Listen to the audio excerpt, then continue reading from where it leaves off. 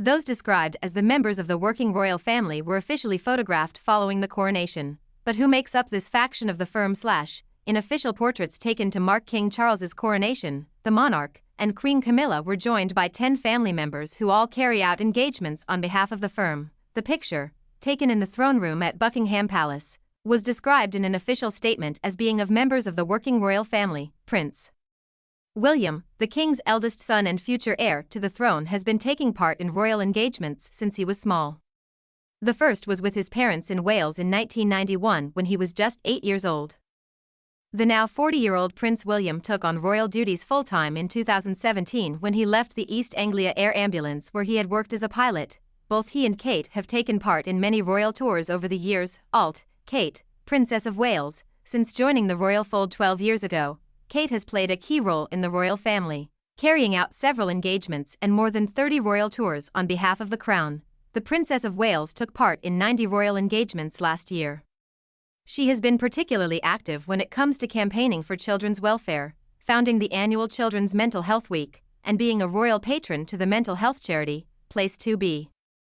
Princess Anne, the King's younger sister, has spent decades undertaking royal engagements and has long been deemed the hardest working member of the royal family.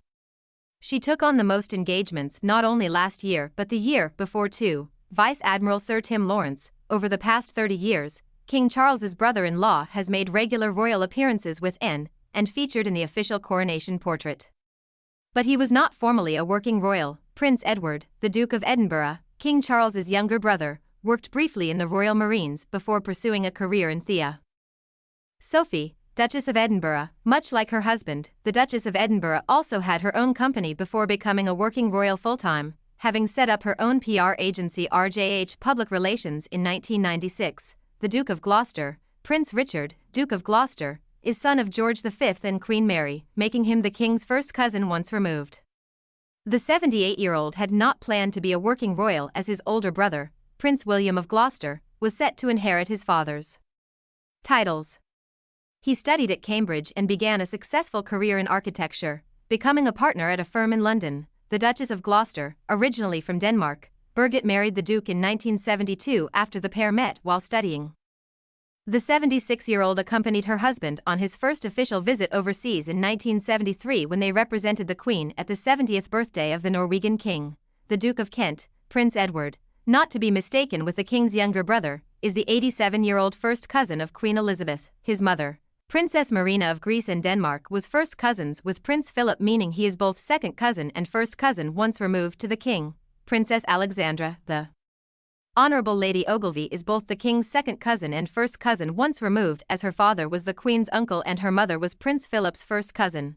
As first cousins, the 86-year-old had a close relationship with the Queen and was described as the closest thing to a sister Her Majesty had as her own sister.